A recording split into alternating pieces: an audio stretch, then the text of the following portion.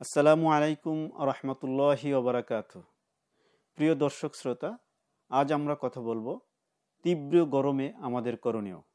বৈশ্বিক আবহাওয়ার পরিবর্তনের কারণে বাংলাদেশ সহ আশেপাশের বিভিন্ন রাষ্ট্রে তীব্র গরম প্রদাহ চলতেছে। এই তীব্র গরমে আমাদের স্বাস্থ্য কিভাবে সুস্থ থাকবে সে নিয়ে আমি আজকে কিছু আলোকপাত করব। এই তীব্র গরমে আমাদের স্বাস্থ্য নিরাপদ রাখার জন্য এই কাজগুলো আমাদের করতে হবে। 1 নম্বর কাজ হলো পর্যাপ্ত পরিমাণে পানি পান করতে হবে।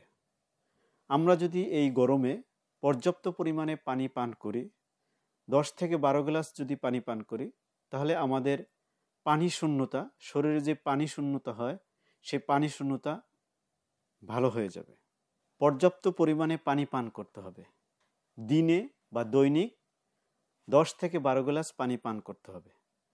আমাদের তীব্র গরমের কারণে যে সোয়েটিং হয়, ঘাম হয়ে যায়, ঘাম হয়ে আমাদের শরীর থেকে পানি বের হয়ে যায়। এই পানি বের হলে এক পর্যায়ে আমাদের ডিহাইড্রেশন হয় এবং তখন পানি শূন্যতা দেখা দিতে পারে।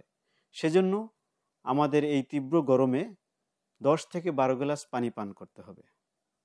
মাঝে মাঝে আমাদের ওরাল রিহাইড্রেশন স্যালাইন এগুলো খেতে হবে, কারণ ওরাল রিহাইড্রেশন স্যালাইন পান করলে আমাদের শরীরে যে পানি এবং লবণের তারতম্য ঘটে বা ইলেকট্রোলাইট ইমব্যালেন্স হয় সেটাও পূরণ হবে।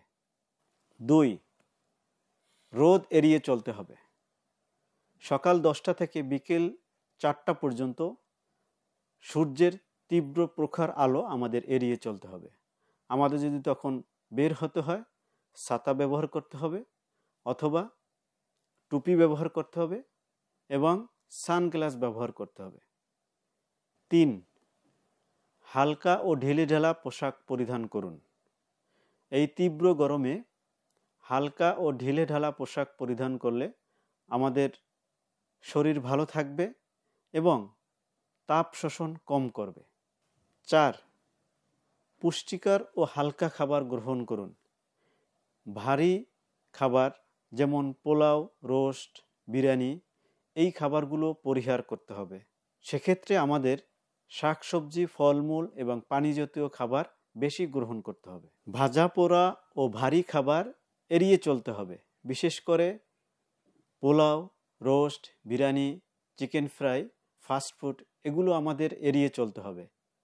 শাকসবজি, ফলমূল এবং পানি জাতীয় খাবার বেশি গ্রহণ করতে হবে। 5, বারবার মুখমণ্ডল ও হাত পা ধৌত করতে হবে।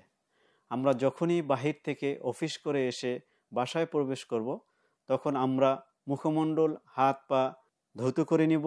সম্ভব হলে একটু ঠান্ডা পানি ব্যবহার করতে পারি। 6, ঘরের পরিবেশ ঠান্ডা রাখতে হবে। বিশেষ করে ভেন্টিলেশন যেন ভালো হয় সেজন্য ঘরের দরজা, জানালা এগুলো খোলা রাখতে হবে এবং ইলেকট্রিক্যাল যে ফ্যানগুলো আছে সে ফ্যানগুলো চালু রাখতে হবে। তাহলে ঘরের পরিবেশটি একটু ঠান্ডা হবে।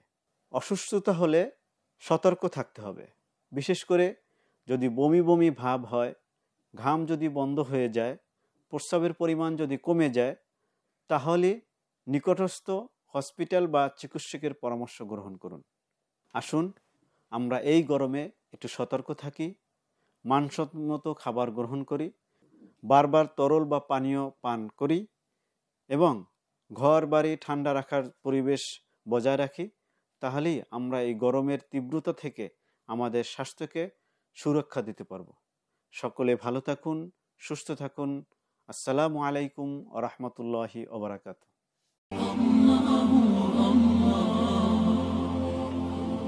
আপনারা দেখছেন এটিআর টেলিভিশন, সত্য প্রবর্তনে ঐক্য।